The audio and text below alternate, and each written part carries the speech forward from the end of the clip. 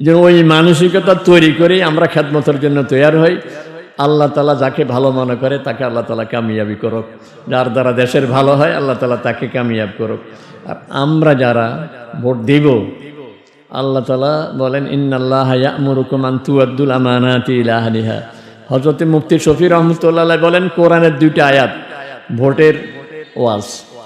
এক হইল যে মান ইয়াশফা শাফাআতান হাসানাতান ইয়াকুল লাহু নাসিবুম মিনহা ওয়া মান ইয়াশফা শাফাআতান সাইয়্যাতান ইয়াকুল লাহু কিফলুম মিনহা।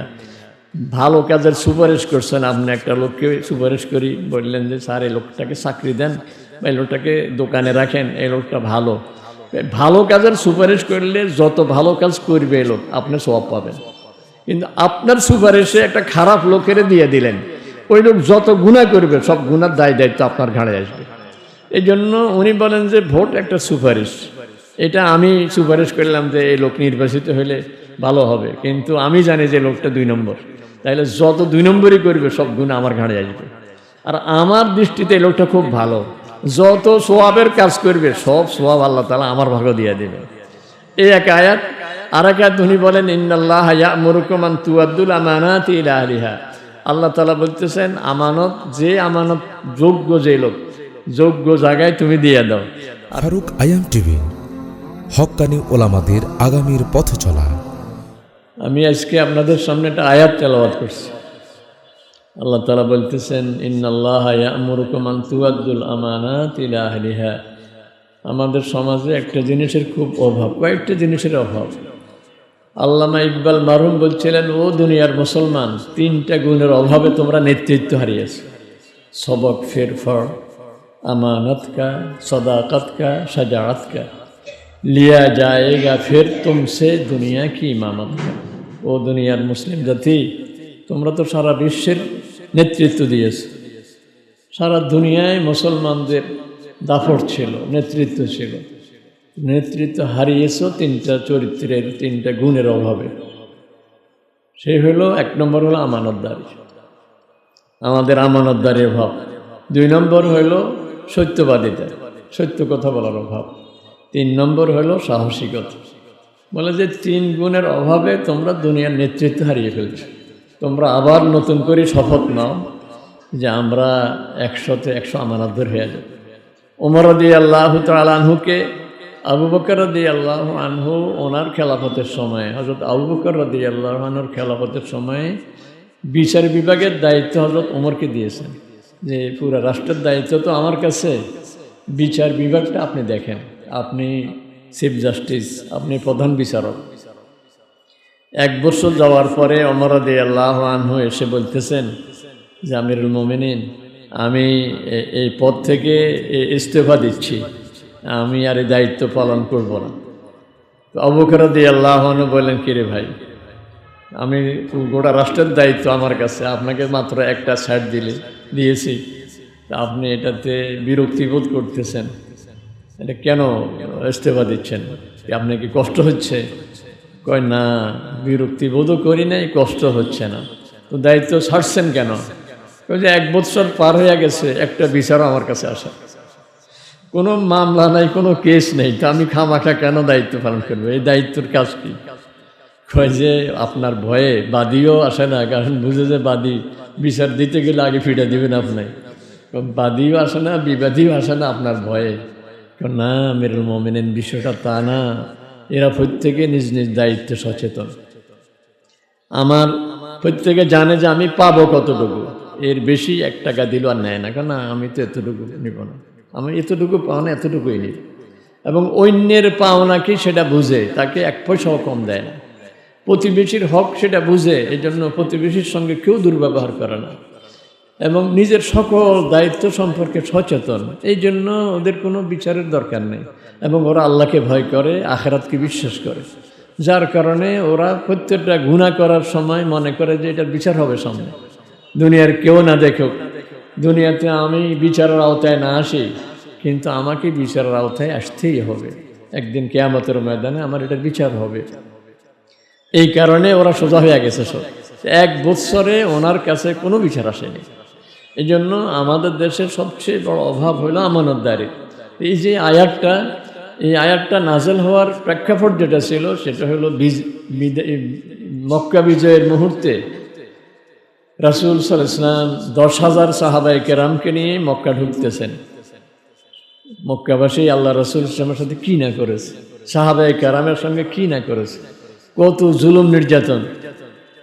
সাহাবায়ে কেরাম যাওয়ার মুহূর্তে কেউ কেউ পিছন থেকে মিছিল করতেছে, আল ইয়াউমু ইয়াউমুল মালহামা, আল ইয়াউমু তুনতাহাকুল কাবা, আজকে মক্কায় ঢুকে রক্তের বন্যা বয়ে দিব, কারণ আমাদের পিঠের চামড়া নাই, গোশত নাই, কি অবস্থা আমাদের কি করেছে এরা, আজকে প্রতিশোধ নেব।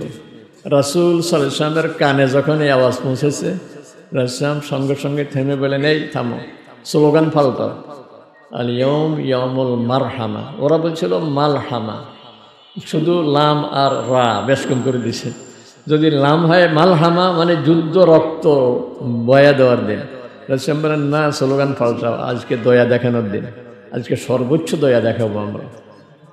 এবং তোমরা বলছো যে আজকে কাবা শরীফের ইজ্জতের দিকে তাকাবে না, না, আজকে কাবা শরীফের সর্বোচ্চ মর্যাদা দেওয়া হবে। আল ইয়াউম তুআজ্জামুল কাবা। রাসূল মক্কা শরীফ পৌঁছে গেছেন, বিনা বাধায়, সাহস করেনি কেউ রাসূলের সামনে দাঁড়াতে। আল্লাহ রাসূলের উদারতা কেমন দেখেন, বলে দিছেন যে ঘরে বসে থাকবে সে নিরাপদ, বাইতুলের ভিতরে ঢুকবে নিরাপদ, আবু সুফিয়ান নেতার ঘরে যে আশ্রয় নেবে নিরাপদ, মানে নিরাপত্তা দেওয়ার সর্বোচ্চ ব্যবস্থা করছেন। এবার মক্কায় পৌঁছে বাইতুল্লাহ ঢুকবেন, বাইতুল্লাহ ঢুকবেন কিন্তু চাবি খুঁজে পাচ্ছেন না। বাইতুল্লাহ চাবি কার কাছে? যার কাছে চাবি তাকেও খুঁজে পাওয়া যায় না। সে চাবি হারানোর ভয়ে, কারণ বংশানুক্রমে তারা বাইতুল্লাহর এই দরজা খোলার দায়িত্ব তাদের কাছে। ভাবছে যে আজকে যদি চাবি নিয়ে যায় আমাকে তো চাবি আর কেউ দেবে না। ও একবারে কাবা শরীফের ছাদে গিয়ে পলাইছে। রাসূল সাল্লাল্লাহু আলাইহি ওয়াসাল্লাম হযরত আলী রাদিয়াল্লাহু আনহুকে বললেন যে দেখো চাবিটা কার কাছে, খুঁজে বের করতে পারো কিনা। উনি খোঁজ খবর নিয়ে শেষ টের পাইছেন যে ছাদে গিয়ে তার কাছ থেকে যখন চাবি নিচ্ছিলেন, ওই তো চাবি দিচ্ছে না। তো আলী রাদিয়াল্লাহু তাআলা আনহু হাত কসলাইয়া জোর করে, আর আলী রাদিয়াল্লাহু তাআলা আনহু শক্তিতে জানেন, খাইবরের যুদ্ধে যে লোহার গেট 40 জন যুবককে উস্কাইতে পারে না, উনি টান দিয়ে সেটা খুলে ফেলছেন। আলী রাদিয়াল্লাহু তাআলা আনহু তার হাত কসলাইয়া চাবিটা নিয়ে আনিছেন, আর নিয়ে মনে মনে ভাবতেছেন যে জালিম, তোকে আর চাবি দিব জীবনে, বেয়াদব, আল্লাহ রাসূল ঘরে ঢুকছেন, ঢুকবেন, তুই চাবি দিচ্ছস না। এই মনে মনে ভাবছেন। রাসূল সাল্লাল্লাহু আলাইহি ওয়াসাল্লাম বাইতুল্লাহ ঢুকলেন, ঢুকে দেখলেন যে বাইতুল্লাহ দেয়ালের মধ্যে কিছু ছবি আঁকা আছে, আর হযরত ইব্রাহিম আলাইহিস সালামের কাল্পনিক ছবি এঁকে রাখছে, হযরত ইসমাইল আলাইহিস সালামের ছবি এঁকে রাখছে। ভিতরে কিছু মূর্তি ছিল, তো মূর্তিগুলোকে আল্লাহ রাসূল সরাসরি লাঠি লাগানো লাগে নাই, যা আল হক ওয়া যাহাকাল বাতিল, শুধু ইশারা করছেন। আল্লাহ রাসূল সালামের লাঠি মূর্তির গায়ে লাগার আগে মূর্তি ভেঙে পড়ছে। এটা সেমন মুজিজা ছিল। আর ভিতরে কাবা বাইতুল্লাহ দেয়ালে যে মূর্তিগুলো ছিল, হযরত বেলাল রাদিয়াল্লাহু আনহুকে বললেন পানি নিয়ে আস। ওখানে ছবি আঁকা ছিল, আর্ট করা ছিল, তো ওগুলো উনি ধুয়ে দিছেন। বাইতুল্লাহ শরীফের 6টা পিলার, ভিতরে 3 পিলার করে, মানে সামনের কাতারে 2 পিলার, পিছনের কাতারে 3 পিলার, 3 পিলার, 6 পিলার। রাসূল প্রথম 3 পিলারের ওই দক্ষিণ সাইডের 2 পিলারের মাঝখানে 2 রাকাত নামাজ পড়ছেন। নামাজ পড়ে এরপরে বের হয়েছেন। বের হয়ে বলতেছেন, এই ওসমান ইবনে তালহা কই? যে লোক থেকে চাবি নিয়েছেন ওর নাম ছিল ওসমান ইবনে তালহা। বললেন যে ওসমান ইবনে তালহা কই? তো ও তো মানে ভয়ে কাঁপতে কাঁপতে আসছে, কারণ সে যে আজকে বেয়াদবি করছে, নির্ঘাত মৃত্যুদণ্ড হবে তার, এমনিতে কাফের, দ্বিতীয়ত বেয়াদবিটা কত মারাত্মক। রাসূলকে চাবি দেয়নি, চাবি নিয়ে পালিয়ে গেছে, এই জন্য ভয়ে ভয়ে আসছে। রাসূল তার হাতে চাবিটা দিয়ে বলতেছে, দেখো আল্লাহ তাআলা আরশ আজিম থেকে জিবরাইল আলাইহিস সালামকে পাঠায়া আয়াত নাজিল করছেন, বলছে যার আমানত তার কাছে দিয়ে দিতে। সে তো অবাক হয়ে গেছে, যে এরকম আমি বেয়াদবি করছি, চাবি দেইনি, চাবি নিয়ে পালিয়ে গেছি, কিন্তু আল্লাহ তাআলা আরশ আজিম থেকে আমাকে চাবি দিতে বলছে। সাথে সাথে লোকটা মুসলমান হয়ে গেছে। এবং রাসূল সাল্লাল্লাহু আলাইহি ওয়াসাল্লাম বলছেন, লা ইয়ানতাজিউহু মিনকা ইল্লা যালিম, তোমার হাত থেকে কিয়ামত পর্যন্ত কোনো জালিম ছাড়া কেউ চাবি নিতে পারবে না। এই জন্য এত উত্থান পতন। এই বর্তমানে সৌদি সরকার, এরা তো ওসমান ইবনে তলহার বংশধর নয়, কিন্তু এখনও চাবি ওই বংশের কাছে। 1987-88 সনে বাদশাহ ফাহাদের সময় বাইতুল্লাহ শরীফের সংস্কার হয়েছে। ভিতরের ভীমগুলি পাল্টিয়ে দিছে। ভীমগুলি এরকম না, কাঠের ভীম ছিল। এই জন্য ইন্ডিয়া থেকে গোটা চন্দন গাছ নিয়ে এখানে চন্দন গাছের ভীম লাগিয়ে দিয়েছে। ভিতরের টাইলসগুলি, দেয়ালের টাইলস, নিচে ফ্লোরের টাইলস পাল্টিয়ে দিয়েছে। এই 1987-88 সনে। তো এই কাজ শেষ হওয়ার পরে বাদশাহ ফাহাদ চিন্তা করলো যে একজন বড় বুজুর্গ আলেমকে দিয়ে একটু ভেতরে ঢুকবো, ওনাকে সাথে নিয়ে উদ্বোধন ওনাকে দিয়ে করাবো। তো সারা দুনিয়ায় খুঁজে বের করছে ভারতের আবুল হাসান নদভী রহমতুল্লাহ আলাইহি। উনি বাদশাহ ফাহাদের দৃষ্টিতে বিশ্বের সেরা বুজুর্গ হিসাবে চিহ্নিত হয়েছেন। ওনাকে নিয়ে গেছে। তো এখন বাইতুল্লাহ ঢুকবে, দরজা তো লাগানো। তো আবুল হাসান নদভী রহমতুল্লাহর হাতে চাবি দিয়ে দিছে, খোলেন। তো আবুল হাসান নদভী রহমতুল্লাহ একটা লেখা লিখছেন যে আমি সিস্টেমটা বুঝি নেই, চাবি খোলার সিস্টেমটা কি, কেন এক এক তালা তো এক এক রকম। অনেক সময় আমরা বিভিন্ন জায়গায় গেলে দেখি যে চাবি নেই, এটা কার্ড, স্মার্ট কার্ড বা এনআইডি কার্ডের মতো, এটা তালার সঙ্গে লাগাইলে এমনি খুলে যায়। এক একখানে তো এক এক সিস্টেম। তো উনি বলেন যে আমি সিস্টেমটা জানতাম না যে তালা কীভাবে খুলবে। পরে একজন লোক আমার পাশে দাঁড়াইছে, বলে যে হুজুর আপনি ধরেন, আমি আপনার সাথে হাত ধরি। আমি খবর নিলাম কে, ওসমান ইবনে তলহার বংশধর। এখনও 1500 বছর পরেও এখনও কোরআনের সে আয়াত, ইন্নাল্লাহা ইয়া'মুরুকুম আন তুআদ্দুল আমানাতি ইলা আহলিহা। এই বিষয়টার এত গুরুত্ব আমানতদারি। এই জন্য জীবনের সকল ক্ষেত্রে আমানতদারিতা থাকা দরকার আমার, সর্বক্ষেত্রে। যেমন আমি আমার শরীরের অঙ্গ প্রত্যঙ্গ এগুলি আমার কাছে আমানত। আমার এই চোখ আমার না, এটা আল্লাহর দেওয়া। হাত আল্লাহর দেওয়া। আমি ইদানিং এক মাহফিলে গেছি, আর একজনে কানে কানে বলতেছে হুজুর আমাদের মা বোনরা ইদানিং চুল বিক্রি করে, চুল বিক্রি করে। এই যে মাথা আশ্রয়তে চুল পড়ে এগুলি জমা রাখে, এগুলি কিনিন এক পার্টি আছে। আবার কেউ কেউ চুল বেশি হয়ে গেলে হয়তো একটু নিচে দিয়ে কাটে এগুলি জমা রাখে, এগুলি বিক্রি করে। কিন্তু আমি চিন্তা করলাম আমাদের মা বোনটা বোধহয় এই মাসালা জানে না। আমাদের শরীরের কোনো কিছু আমি খুব সম্মানিত। আল্লাহ বলেন ওয়ালাকাদ কাররামনা বানি আদম। আমাকে বাজারে বিক্রি করা হবে কেন? আমার কোনো অঙ্গ কেন বিক্রি করা হবে? এই জন্য রক্ত দেওয়াও তো বিক্রি করা জায়েজ নাই। রক্ত দেওয়া জায়েজ, কিন্তু আপনি বিক্রি করতে পারবেন। আপনি ফ্রি একজনকে রক্ত লাগবে দিয়ে দিবেন, কারণ আপনি রক্ত দিবেন আল্লাহ তাআলা ওমা আনফাকতুম মিন শাইইন ফাহুয়া ইউখলিফু। আপনার রক্ত আল্লাহ পুরিয়ে দিবে, কিন্তু রক্ত বিক্রি করা যাবে না। তো মা বোনটা এটা খুব খেয়াল রাখবেন। ভাবছেন যে এটা ফেলে দিব, এটা ডাস্টবিনে ফেলে দিব কেন, এটা জমা রাখি, কিছু টাকা দিবে ওরা বিক্রি করবে। না, আমার এই চুল বিক্রি করা জায়েজ নাই। কারণ আমার একজনে নিজের হাতের আঙ্গুল কাটতেছে, বলতেছে আমার আঙ্গুল আমি কাটবো না, এটা হারাম, কারণ আপনার আঙ্গুল এটা আল্লাহর দেওয়া। একজনে গলায় ফাঁস লাগাচ্ছে, বলে আমার জীবন আমি বের করে দিছি, কি হয়েছে? আমি আত্মহত্যা করছি, কি হয়েছে? আমি তো অন্যের ক্ষতি করে নেই, আমার জীবন আমি দিছি। না, আপনার জীবন কি আপনার? আল্লাহর দেওয়া। এই জন্য 1 নম্বর তো হইল আমার শরীর আমার কাছে আমানত।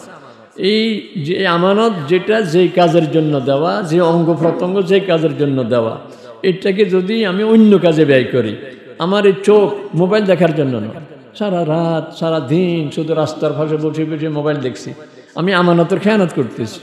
আমি এই সময়ে কোরআন শরীফ ইচ্ছা করলে কয়েক পৃষ্ঠা মুখস্থ করতে পারতাম, তেলাওয়াত করলে কয়েক পারা তেলাওয়াত করতে পারতাম, কিন্তু আমি করতেছি কি? আমি কানের মধ্যে হেডফোন লাগাইয়া শুনতেছি গান, বাদ্য, এটা সেটা সব শুনতেছি, আমানতের খেয়ানত করতেছি। এটার জন্য আল্লাহ তাআলার কাছে আল্লাহ তাআলা বলেন সুম্মা লাতুসআলুন্না ইয়াওমাইযিন আনিন নাঈম। তোমার এই চোখ আল্লাহর দেওয়া আমানত, এটা তোমার জন্য আল্লাহর দেওয়া বড় নেয়ামত। কান নেয়ামত, অঙ্গ প্রত্যঙ্গ সব নেয়ামত। এগুলি কোনটা কি কাজে ব্যবহার করেছো, এটা আল্লাহর কাছে জবাব দেওয়া লাগবে।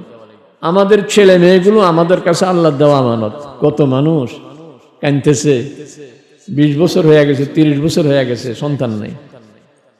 যাদের সন্তান নাই ওরা বুঝে যে দুঃখটা কেমন ওদের। সম্পদের অভাব নাই, অভাব শুধু একটারে, যে সন্তান নেই। যে সন্তান যদি থাকতো আর সম্পদ নাও হইতো, মনে দুঃখ ছিল না। এখন বরং সম্পদের কারণে আরো দুঃখ বেড়ে গেছে। আর এত সম্পদ কে খাবে?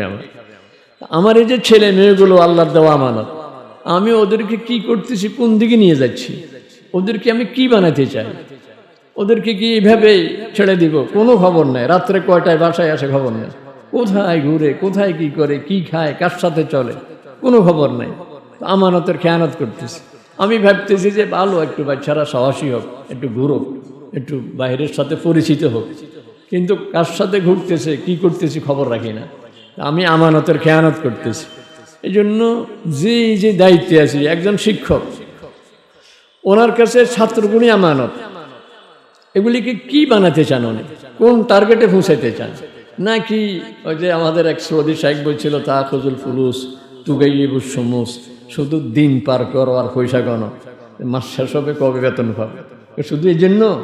নাকি আমি একটা টার্গেটে পৌঁছাইতে চাই, যে আমি আমার এই শিক্ষার্থীদেরকে, এই ছেলে মেয়েগুলোকে আমি একটা টার্গেটে পৌঁছাবো, এদের যেন আকীদা সহি হয়, এদের যেন আখলাক সহি হয়, যে বিষয় আমি পড়াচ্ছি এই বিষয়টা যেন ওরা আমার চেয়ে ভালো হয়ে যায়। শিক্ষক তো এমন হওয়া উচিত যে আমি আমার চেয়ে আমার পরবর্তী প্রজন্ম, যেরকম মা বাবা চায় আমার চেয়ে আমার ছেলেটা আরও ভালো হবে, শিক্ষকও চাওয়া উচিত যে আমার চেয়ে আমার শিক্ষার্থী, আমার ছাত্র আরও বড় উচ্চ মর্যাদায়, আরও বড় উচ্চতে শিক্ষিত হোক।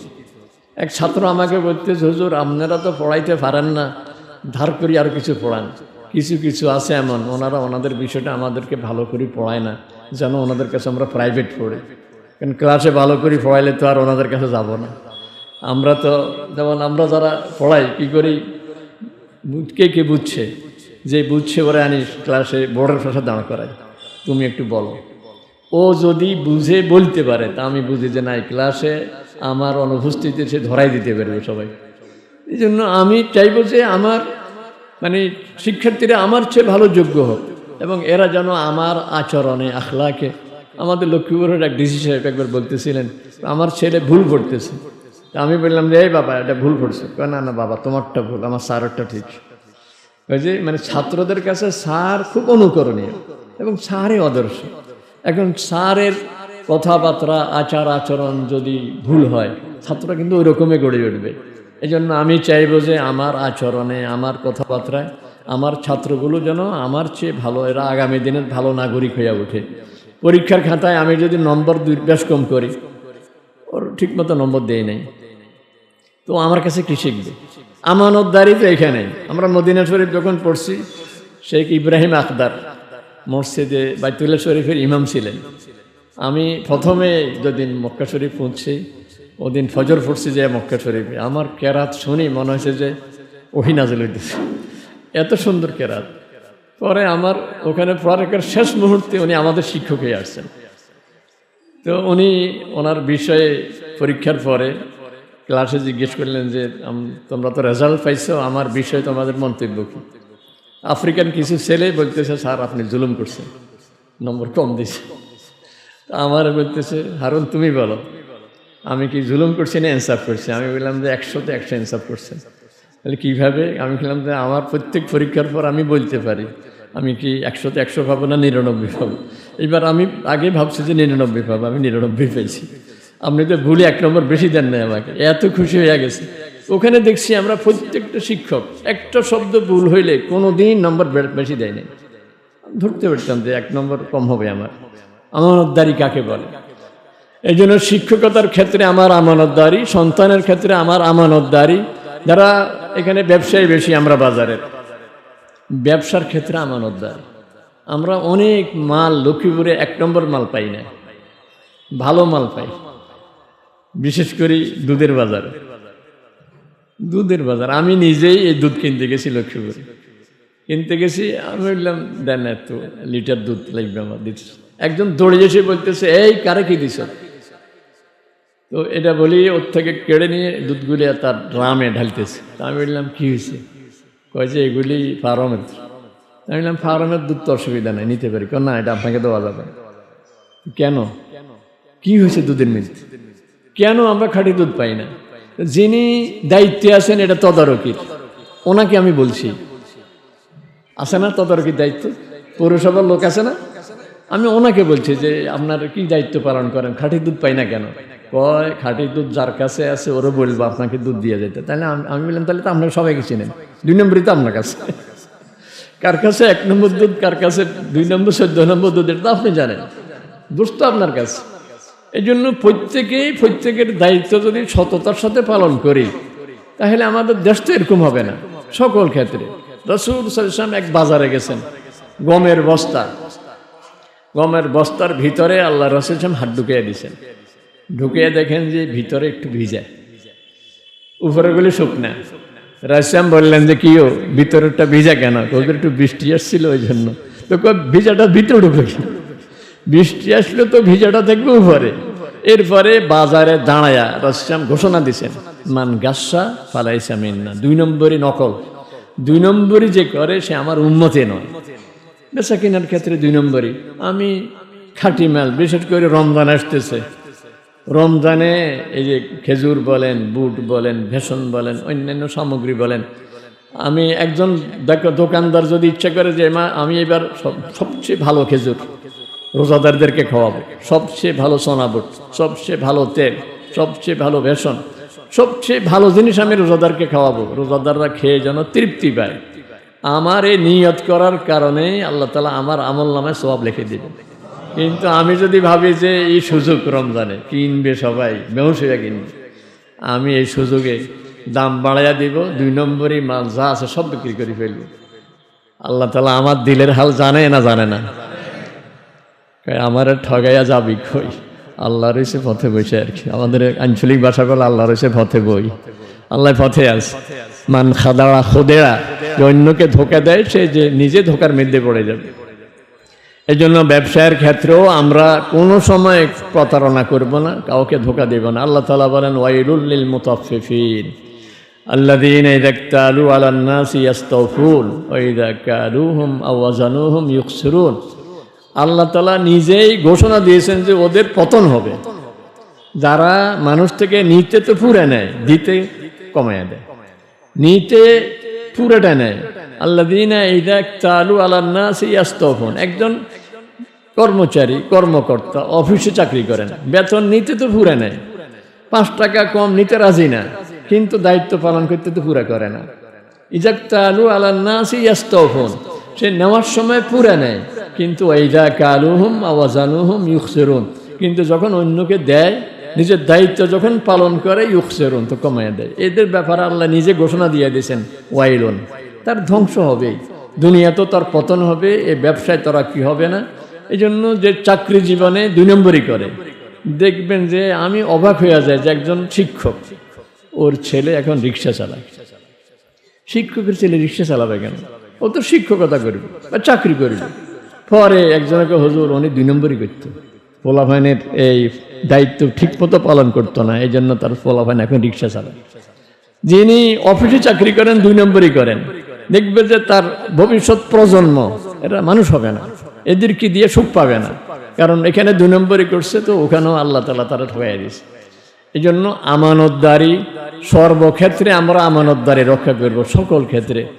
যারা যে দায়িত্বে আছেন, এই ধরেন রাস্তার কাজ যারা করে বা একটা বিল্ডিংয়ের কাজ যারা করে, আমানতদারি, আমি এখানে যেটা দেওয়া দরকার ওইটাই দিব, যেই পরিমাণ মাল মিশানো দরকার ওই পরিমাণে মিশাবো।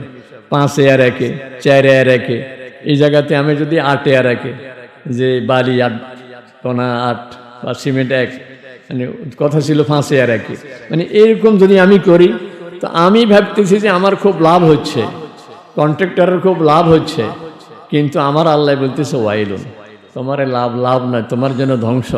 দুনিয়াতেও বিপদ আসবে, আখিরাতেও তোমার বিপদ আসবে। যারা রাষ্ট্রের দায়িত্ব নিতে খুব আগ্রহী এখন, আগে ভাবেন যে আমরা পারবো কিনা। আবু বকর রাদিয়াল্লাহু তাআলা আনহু ইসলামী রাষ্ট্রের প্রধান, ওনার ইন্তেকালের পরে মরুভূমিতে এক বুড়ি ভোর রাত্রে কেঁদে উঠছে, ওর কাঁদায় সবাই জেগে উঠছে, আশপাশের ঘরওয়ালারা। বুড়িমা কেন কাঁদছেন? বলতেছে আবু বকর রাদিয়াল্লাহু আনহু মারা গেছেন। ও কান্নাতে সবাই কাঁদা শুরু করছে, হায় রে, আবু বকর রাদিয়াল্লাহু আনহুর মতো মানুষ দুনিয়া থেকে বিদায় হয়ে গেছে। একজনে হঠাৎ বলে উঠলো যে এই তোমরা কার কথায় কাঁদো? আবু বকর রাদিয়াল্লাহু তাআলা মারা গেছে খবরটা বলছে কে? কয় বুড়ি। বুড়ি জানে কেমন?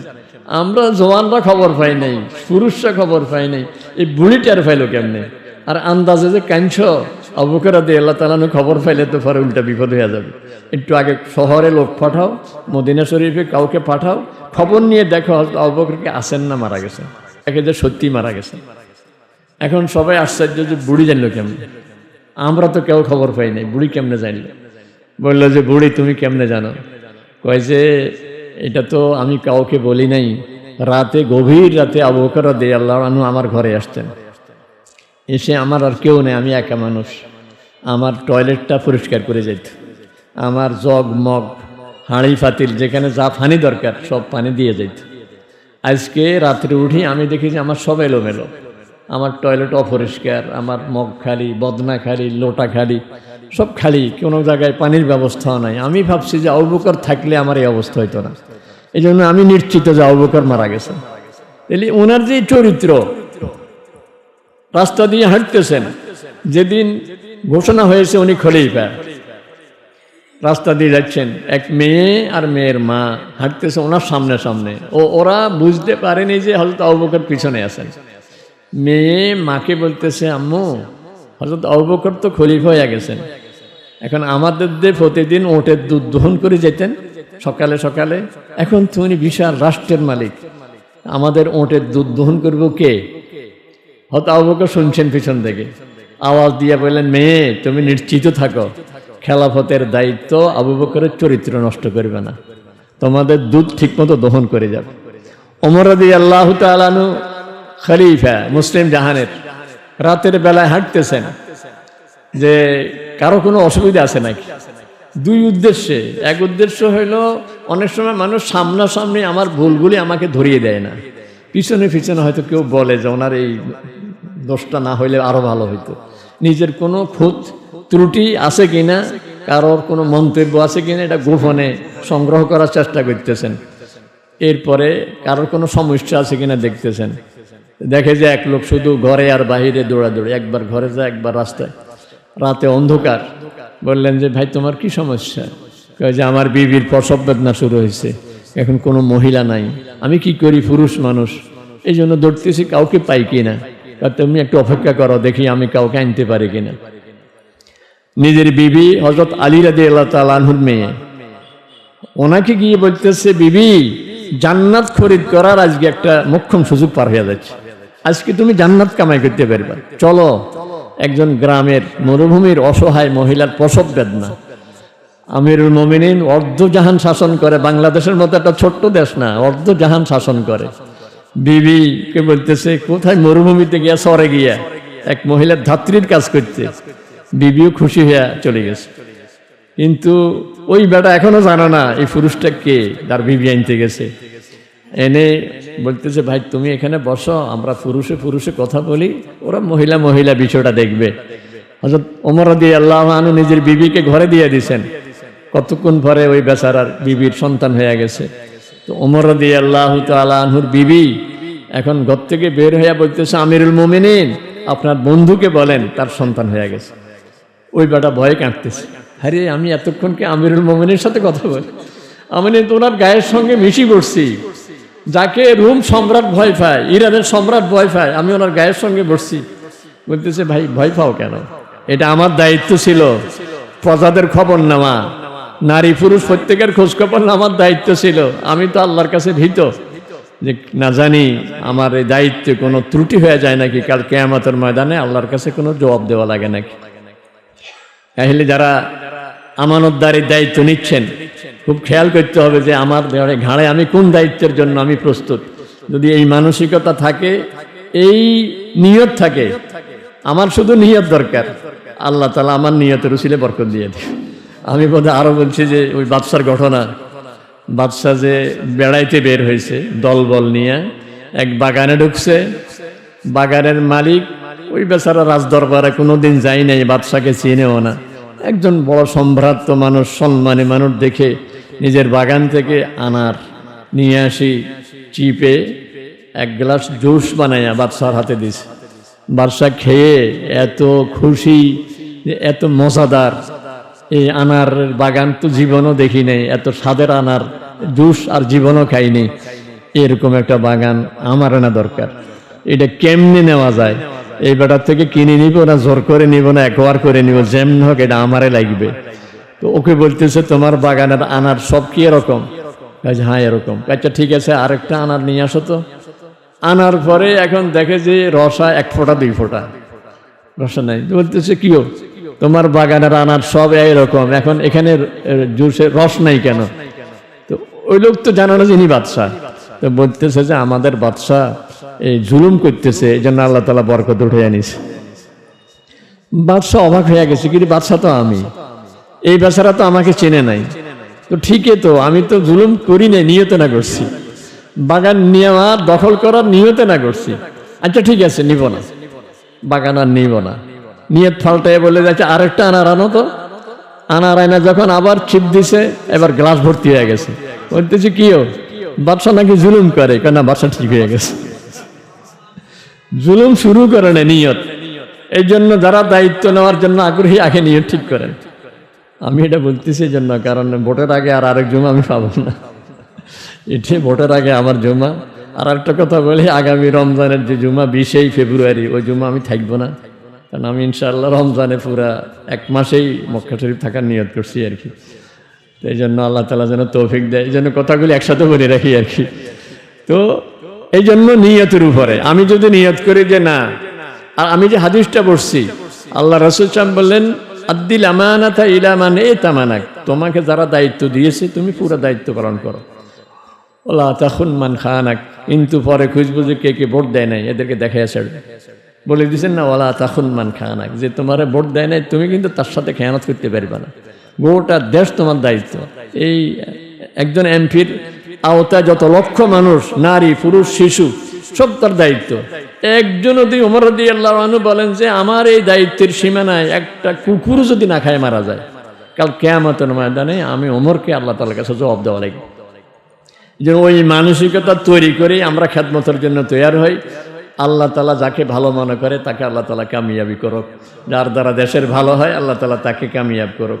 আর আমরা যারা ভোট দিব, আল্লাহ তাআলা বলেন ইন্নাল্লাহা ইয়া'মুরুকুম আন তুআদ্দুল আমানাতি ইলা আহলিহা। হযরত মুফতি শফি রাহমাতুল্লাহ আলাইহি বলেন কোরআনের 2টা আয়াত ভোটের ওয়াজ। এক হইল যে মান ইয়াশফা শাফাআতান হাসানাতান ইয়াকুল্লাহু নাসিবুম মিনহা ওয়া মান ইয়াশফা শাফাআতান সাইয়্যাতান ইয়াকুল্লাহু কিফলুম মিনহা। ভালো কাজের সুপারিশ করছেন আপনি, একটা লোককে সুপারিশ করি, বললেন যে স্যার এই লোকটাকে চাকরি দেন বা এই লোকটাকে দোকানে রাখেন, এই লোকটা ভালো। ভালো কাজের সুপারিশ করলে যত ভালো কাজ করবে এই লোক আপনি সওয়াব পাবেন, কিন্তু আপনার সুপারিশে একটা খারাপ লোকের দিয়ে দিলেন, ওই লোক যত গুনাহ করবে সব গুনার দায় দায়িত্ব আপনার ঘাড়ে আসবে।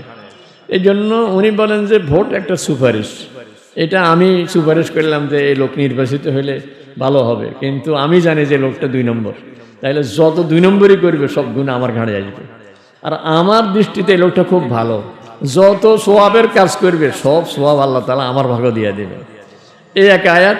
আর এক আয়াত উনি বলেন ইন্নাল্লাহা ইয়া'মুরুকুম আন তুআদ্দুল আমানাতি ইলা আহলিহা। আল্লাহ তাআলা বলতেছেন আমানত, যে আমানত যোগ্য, যে লোক যোগ্য জায়গায় তুমি দিয়ে দাও। আর কোরআনে পাকে সূরা কাসাস, ওখানে হযরত মূসা আলাইহিস সালামের ঘটনা আল্লাহ তাআলা বলছেন যে মূসা আলাইহিস সালাম খুব অসহায় অবস্থায় মিশর থেকে বের হইয়া যখন ফিলিস্তিনে পৌঁছে গেলেন, পরে কূপের পানি পান করে দিয়েছেন 2টা মেয়েকে। মেয়েরা বাড়িতে গিয়া যখন বলছে, তো মেয়েদের বাবা ছিলেন আল্লাহর নবী শুআয়ব আলাইহিস সালাম। তো শুআয়ব আলাইহিস সালাম মেয়ে একজনকে পাঠাইয়া বলল যে ওনাকে ডাকে নিয়ে আস। নেওয়ার পরে মেয়ে একজনে বলতেছে আব্বা এই লোকটা খুব ভালো, এই লোকটা 2টা গুণ, ইয়া আবাতিস্তাজিরহু ইন্না খায়রা মান ইস্তাজারতাল কাবিয়ুল আমিন। দেখেন এই মেয়েটার কথা আল্লাহর এত পছন্দ হয়েছে, কিয়ামত পর্যন্ত কোরআনে আমরা তেলাওয়াত করব, 1 হরফে 10 নেকি পাবো। মেয়ে বলতেছে আব্বা এই লোকটাকে দায়িত্বে রাখেন, এই লোকটাকে আমাদের বাড়িতে তো আমরা বোন 2 জন, আপনার মেয়ে 2টা আর আমাদের কোনো ভাই নেই, আর আপনি বুড়ো মানুষ, আমাদের কাজ চলে না, এই লোকটাকে রাখেন। কারণ কাজে রাখার জন্য 2টা গুণ দরকার, এক হইল যোগ্য আর একটা হইল সৎ। ইন্না খায়রা মান ইস্তাজারতা, যাকে কাজে নিয়োগ দিবেন ওর জন্য 2টা গুণ লাগবে, এক হইল কাবি আর একটা হইল আমিন। একটা হইল সে যোগ্য আর একটা হইল আমানতদার। সৎ এবং যোগ্যতা, এই দুইটা দেখে যদি আপনি দোকানের কর্মচারী নিয়োগ দেন, দোকান ভালো, সৎ যোগ্য শিক্ষক নিয়োগ দেন, শিক্ষক প্রতিষ্ঠান ভালো, মানে যেই কোনো কাজে যেই কোনো নিয়োগে, এটা না যে টাকা বেশি দিবে তারা নিয়োগ দিবে। এখন তো চাকরি টাকরি সবখানে এরকম। কিন্তু যদি সবাই নীতি হয় যে আমরা সব ক্ষেত্রে নির্বাচিত করব, নিয়োগ দিব যার মধ্যে সততা আছে, যোগ্যতা আছে। ঠিক আল্লাহ তাআলা বলেন ইন্নাল্লাহা ইয়া'মুরুকুম আন তু'আদ্দুল আমানাতি ইলা আহলিহা, ভোটও একটা আমানত।